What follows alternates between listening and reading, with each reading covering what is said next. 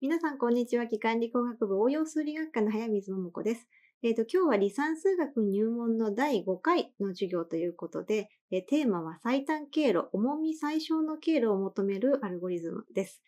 現在地から目的地までの、最短経路を求める問題なんですけれども、これを解くアルゴリズムっていうのは、例えば電車の乗り換え検索とかカーナビとか、とってもいろんな身近なところで使われているものです。で、その最短経路問題を解くアルゴリズムというのもまたいくつかあるんですけれども、今日は、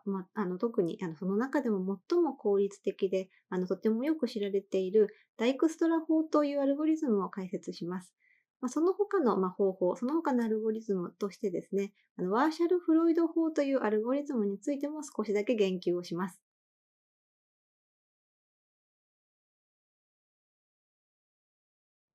最短経路問題というのは、グラフにおける2つの頂点同士、あるいはすべての2頂点同士を結ぶ、重み最小の経路やその重みの最小値そのものを求めるという問題です。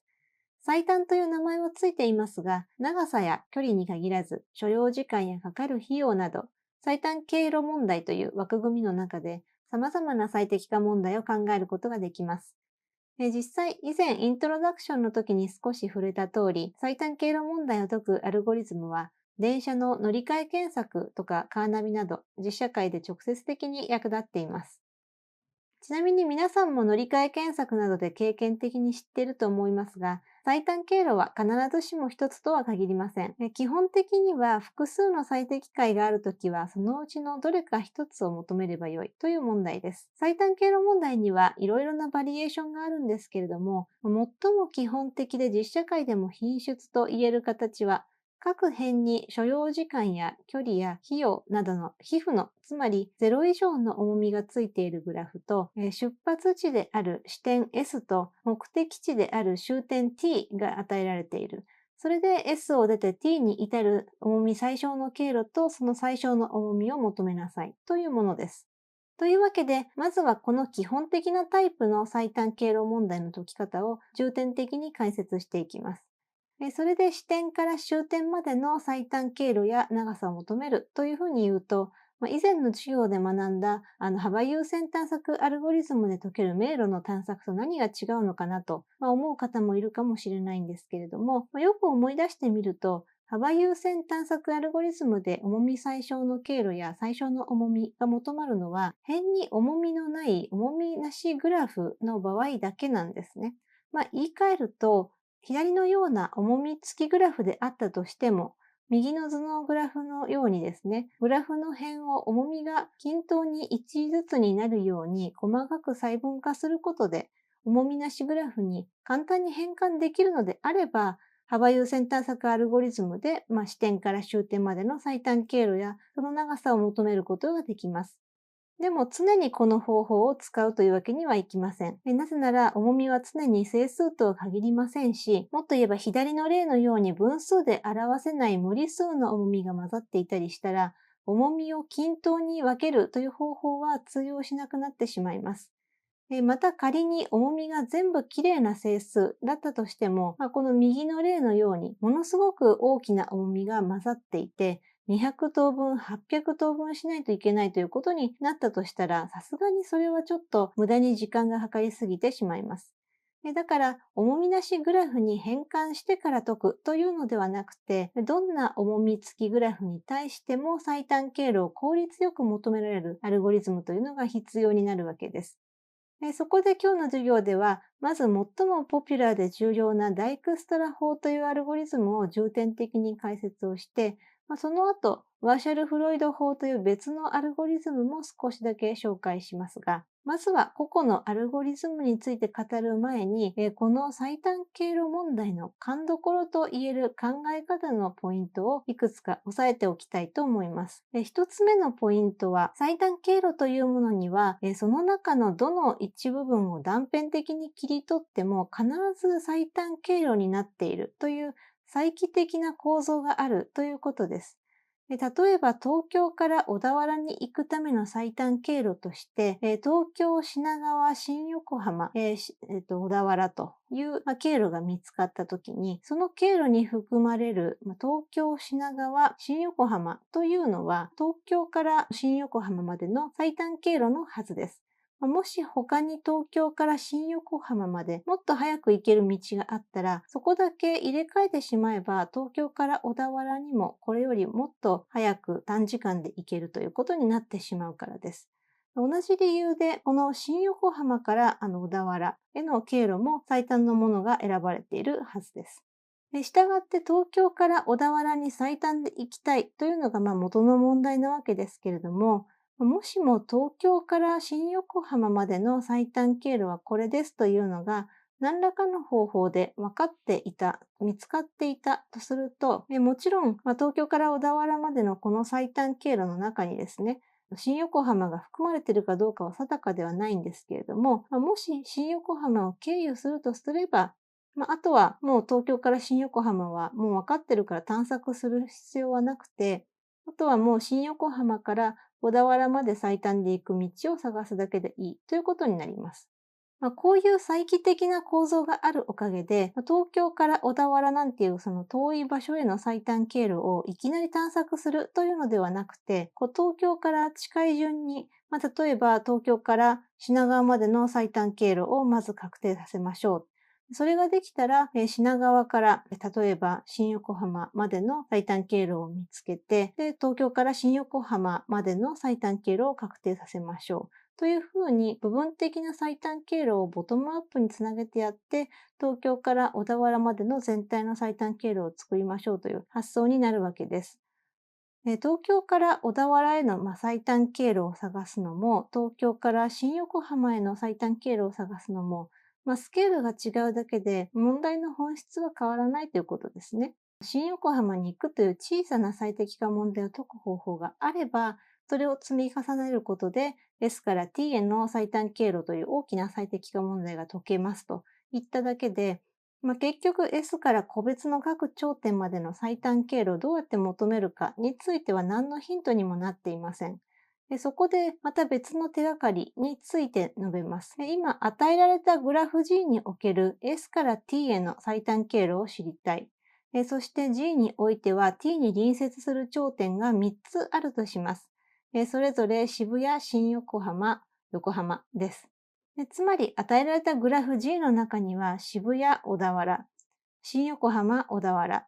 横浜、小田原という小田原に入ってくる3つの3本の辺が存在しています。支点 S、東京から出て終点 T、小田原に行く最短経路というのは必ず渋谷、新横浜、横浜のどれかを通りますので、ここに書かれている辺の重みが78分の辺、15分の辺、52分の辺、この中からどれか一つだけを選ばないといけません。ここで仮に東京から渋谷、新横浜、横浜までの最短経路が全部確定していて、それぞれの最短経路の長さが全部判明していたとしましょう。それぞれ上から16分、18分、25分とします。先ほどの部分構造最適性という話を思い出すと、東京から小田原に行くにしても、赤色の部分をこれよりも短く済ませるということはできませんから、S から渋谷を通って T に行く経路の長さの最小値は16たす78で94分と言えます。同様にして新横浜経由だと18たす15で33分、横浜経由だと25たす52で77分です。以上3つを比較すると、結局 S から T までの最短経路は、この新横浜を通る33分の経路だというふうにわかります。このことから小田原に入ってきうる辺は3本あったんだけれども、そのうち渋谷小田原と横浜小田原という2本の辺は、東京から小田原に最短で行くのに使わないので、実は捨ててしまってもよくて、私たちはこの新横浜小田原という赤い矢印の辺1本だけをキープしておけば、S から T への最短経路が構成できるということがわかります。このように最短経路の計算においては、目的地の一歩手前までの最短経路が分かっていれば、目的地までの最短経路が計算できるという前科式のような考え方が使えるわけです。ダイクストラ法はこのアイデアを繰り返し使うことで、東京から東京の隣の駅までという自明な最短経路をじわじわと成長させて拡大していって、で最終的に東京から遠く離れた小田原への最短経路を求められると、そういう方法です。では早速この東京小田原の例を使ってダイクストラ法とはどんなアルゴリズムなのかを説明していきます。まず最初に形式的な初期化のステップとして、視点 S を訪問してラベル0をつけます。S から S への最短経路長は0で確定という意味です。S から S 以外への頂点への最短経路長は探索していないからまだわからないし、ひょっとしたら S から到達できないところにある頂点という可能性も否定できないので、S 以外の頂点にはとりあえず全部暫定的に無限大というラベルをつけます。で次は S に隣接する頂点に着目します。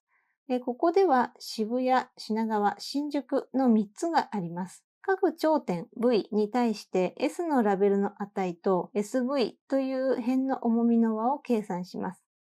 つまりここでは渋谷については0プラス16で合計16。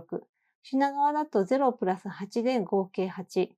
新宿だと0プラス15で合計15となります。この数字は東京から渋谷には無限大ではなくて16分で行く経路がある。東京から品川には8分で行く経路がある。東京から新宿には15分で行く経路があるという意味です。ついさっきまで渋谷と品川と新宿というのは東京からひょっとしたら無限時間かかるかもしれない場所だったんですけれども、今の計算によって各頂点のラベルは無限大よりも改善できるということが確認されました。ですから、渋谷、品川、新宿のラベルを無限大からそれぞれ16、8、15に更新しましょう。このように、現時点での暫定的なラベルよりも小さい時間でいけるということが分かったらラベルを更新していきます。そして、ラベルの更新に使った辺、今、太線の矢印で示している辺というのは、ひょっとしたら私たちが今求めたい ST 最短路に貢献する辺かもしれないので、後でわかるように目印をつけてキープしておきます。ここまでで東京についてはもうすべて調べ尽くしたので、次の頂点を訪問することにします。どこに行くかというと、赤色ではなくて灰色で示した S からの最短経路長がまだ確定していなくて、暫定的なラベルが付けられている頂点たちのうち、その中でも一番東京に近いもの、つまりラベルの値が一番小さいものを選びます。この場合、それは品川なので、東京の次は品川を訪問します。なお、この時点で S から品川までの最短経路が見つかったことに注目してください。なぜなら、品川は S に隣接するどの頂点よりも短時間で行けるので、東京から渋谷とか新宿などの他の頂点を経由して品川に行こうとすると、東京から品川に直接行くよりも必ず長い時間がかかってしまうからです。以後は同様で、さっき東京に対してやったことを品川に対してもやっていきます。当然ですけれども、すでに東京からの最短経路が確定している赤色の頂点に引き返しても得することはありませんので、ラベルの更新が必要かどうかを調べるのは、品川に隣接する灰色の頂点だけで十分です。先ほどの前科式のような関係性という話で述べたように、東京から品川を通って品川に隣接する頂点に行くまでの最短経路の長さというのは、東京から品川までの最短経路長と品川と品川に隣接する頂点を結ぶ辺の重みの和なので、例えば渋谷には8プラス13で21分、新宿には8プラス21で29分、新横浜には8プラス10で18分、横浜には8プラス17で25分で行けます。新横浜と横浜については、これらは無限大よりも小さいですから、ラベルを無限大よりもいい値に改善することができます。先ほど述べたように、ラベルを更新しましたので、この2つについては。今回は青色の実線で示した品川から新横浜までの辺と、品川から横浜への辺はキープして保存しておく必要があります。一方で、渋谷と新宿については、東京から品川経由で行くと、それぞれ21分と29分ですので、東京から直接行く方が短時間で済みますから、ラベルの更新は必要ありません。したがって東京から渋谷に行くのには、点線で示した品川、渋谷という辺は使いませんし、東京から新宿に行くのには、品川、新宿という辺は使わない、キープしておく必要はないということになります。先ほどと同じくラベルが未確定のまま残っている灰色の頂点の中から、ラベルの数字が一番小さいものを見つけて、次はそれを訪問します。この場合は新宿です。これによって先ほどと同じロジックで、東京から新宿までの最短経路長も15というふうに確定しました。新宿から新宿に隣接する灰色の頂点というと、この場合は横浜しか残ってないんですけれども、ご覧の通り品川を通って横浜に行けば25分で済むのに、新宿を通ると15プラス33で48分かかってしまいますから、新宿と横浜を結ぶ重み33のこの辺というのは、東京から横浜に行くのには使わないというふうにわかります。ですからこれはキープしません。以後も全く同じことをどんどん繰り返していきます。今残っている灰色の頂点の中で一番ラベルの値が小さいのは渋谷ですので、次は渋谷を訪問して東京から渋谷までの最短経路の長さを確定させます。そしてラベルの更新をできるところは更新して、必要かもしれない辺はキープ、そうでない辺は捨てるという仕分けを続けていきます。なおここで終点 T に94という無限大以外のラベルが初めてつきましたけれども、これはあくまでも暫定的なラベルですから、この時点ではまだアルゴリズムは終わりません。実際現段階では東京からの最短経路長が確定したのは渋谷と品川と新宿だけで、T に隣接する渋谷以外の頂点、つまり新横浜と横浜は調査しておらず、灰色のままになっていますから、渋谷ではなくて、新横浜あるいは横浜から小田原に来れば、94分よりもひょっとしたら短時間で済むという可能性が残されているわけです。というわけで探索を続けましょう。すると、新横浜を通っていけば、小田原には東京から33分で行けるということが分かりました。そうなると、小田原のラベルを94から33に更新するので、ラベルの更新に使ったこの茶色の辺ですね、新横浜小田原という辺をキープするということになりますけれども、さっきまで必要かもしれないと思って保存していたこの緑色の渋谷小田原という78分の辺は、するともういりませんので、この緑色の辺は忘れてしまっていいわけです。だから渋谷小田原という辺は太線の矢印ではなくて点線に変えます。この観察からわかるように、このダイクストラのアルゴリズムでは、探索の途中でどの頂点を訪問しようとも、一つの頂点に向かって入ってくる二つ以上の辺をキープし続けるということはありません。言い換えると、いくつかの太い矢印が同じ頂点に向かって合流するということは起きないということです。したがって幅優先探索アルゴリズムを使って迷路を解いた時もそうでしたけれども、ダイクストラのアルゴリズムでも最短経路の探索プロセスの中で、視点 S をネとするラベル付きの有効儀が作られていきます。そして終点 T だけが灰色の頂点として残って、灰色の頂点の中で一番ラベルの値が小さい頂点ということで、T が訪問された時に、終点 T のラベルが確定して、S から T までの最短経路を含む S をネとする有効儀が完成します。この T についているこの33というラベルが S から T への最短経路の長さを表します。具体的な最短経路はどうなるかというと、有効儀なので S から T へのパスは一つに決まるわけなんですけれども、実際にt にたどり着いたら、幅優先探索アルゴリズムで迷路の最短脱出経路を求める問題を解いたときと、似た要領で、小田原の一歩手前は新横浜、新横浜の一歩手前は品川、品川の一歩手前は東京というふうに矢印を遡ってたどっていけば、この ST 最短路っていうのは、東京、品川、新横浜、小田原というパスであるというふうに復元することができるわけです。これで ST 最短路とその重みが両方とも求まりましたので、アルゴリズムは終了となります。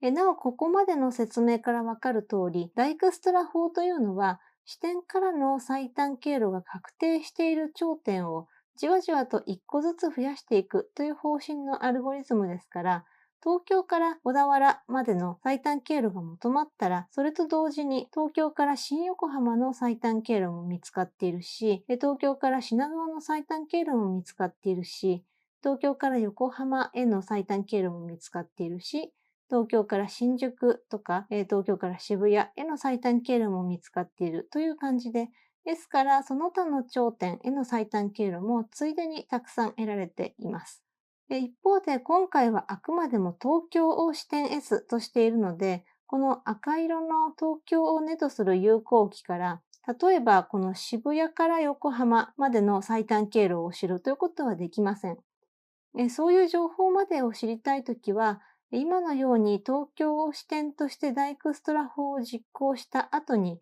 今度は渋谷を視点としてダイクストラ法をもう一度実行するという感じで、視点を変えて何度もダイクストラ法を繰り返し実行する。そうすれば、このグラフに含まれる任意の2頂点に対して最短経路を得るということができます。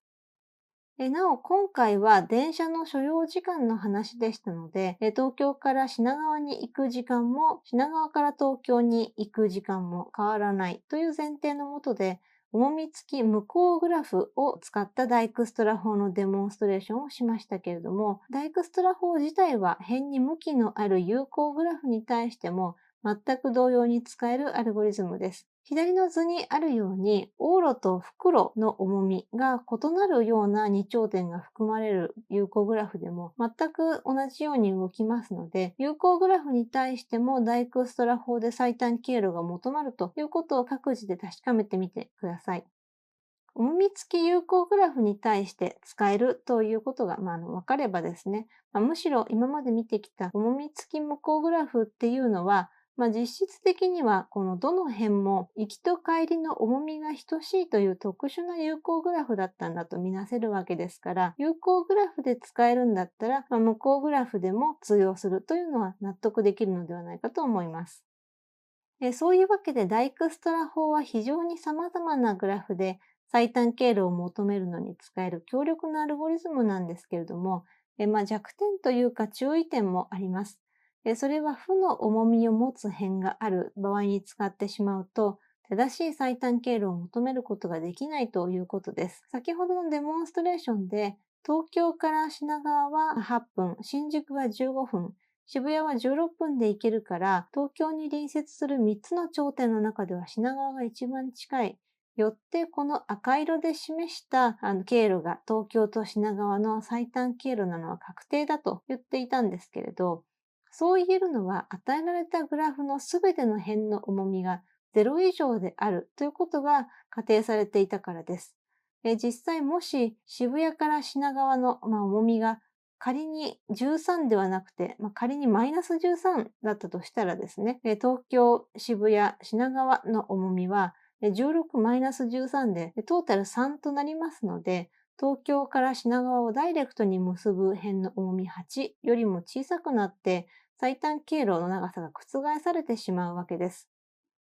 もちろん実際に総合する最短経路問題の大半は、辺の重みがだいたい時間や距離や費用などを表していて、辺の重みがマイナスの値になるということはあまりないのが実情だと思うので、ダイクストラ法を使えない問題の方が珍しいケースではないかと思いますけれども、例えばこの経路を通ると非常に混雑しているから不快指数がプラスいくつであるとか、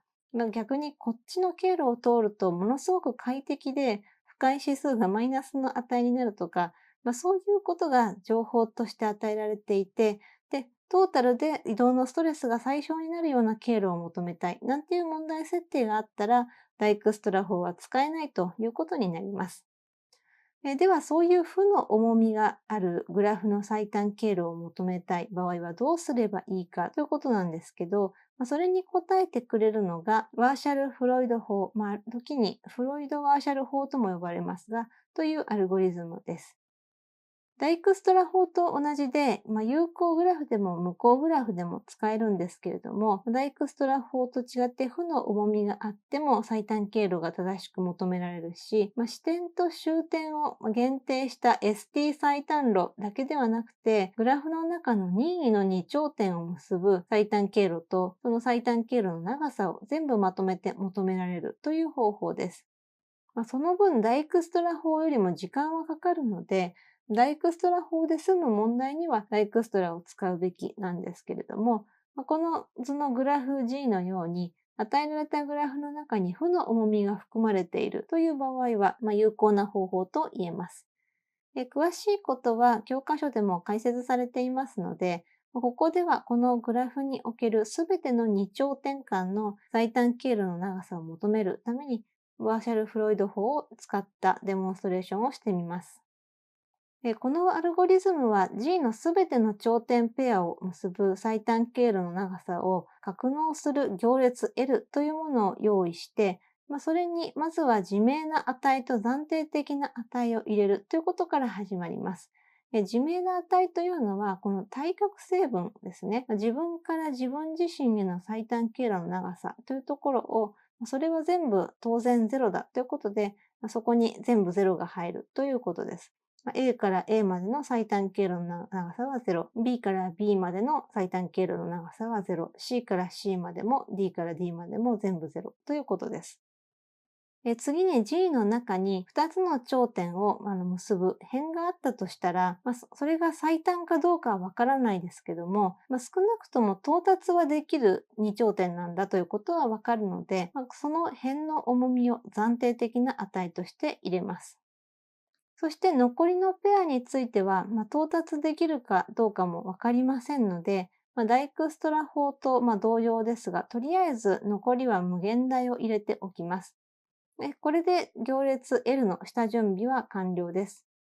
ワーシャル・フロイド法では、この L という行列をどんどん更新していって、最終的にどの成分にも最短経路の長さが入っている正しい行列に仕上げて、それを出力します。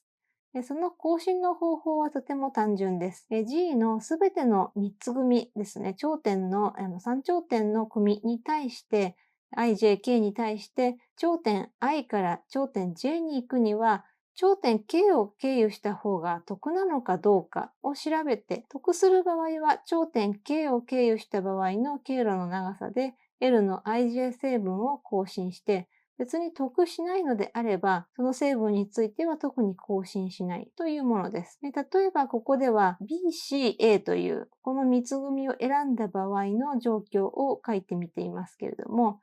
B から C に直接行くと重みは3なんですけれども、A を経由するとですね、B から A が重み4で、A から C が重みマイナス2なので、L の BC 成分に関しては、3から2に更新することができるということになります。